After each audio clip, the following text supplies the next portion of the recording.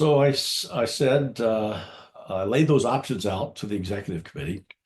And at that critical point of the meeting, Floyd Kwame, who was the executive vice president of marketing and sales, said, Dave, if we pick uh, the option of shutting the product line down, or we pick the option to let the market decide, and a dealer calls you, what would you say?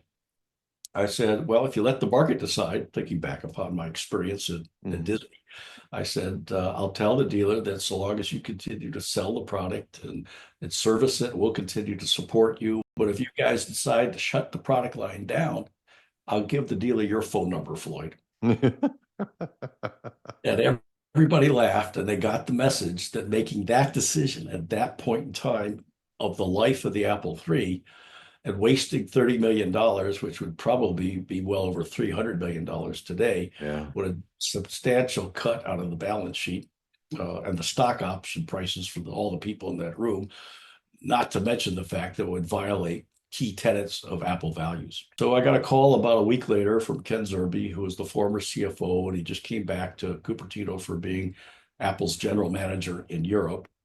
He says, I hear you know a little bit about the Apple III. I would like you to run a separate division, independent, with full authority for the Apple III product line, which was not only the Apple III, but also 500 associated hardware and software products, some from Apple, many from third-party vendors that invested their resources in trying to make money off the Apple III. And we'd like you to be the business unit manager. I said, I can't be the general manager. He says, no, you have to be the business unit manager. I said, so you want to call me a bum for short? Yeah. They refused to budge. So I took the bum job. They gave me $4 million, 18 people, my own office, uniquely in the same building where the first offices of Apple were, Banley 6 off of Banley Drive in Cupertino.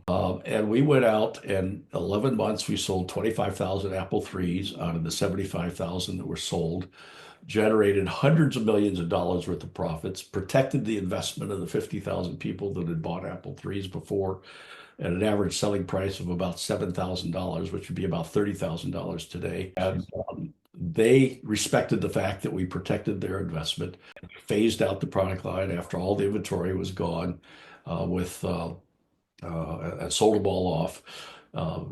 Had enough profit and financed in great part the Macintosh development, and kept about 1,000 to 1,500 overpaid Apple employees employed for the next year or so.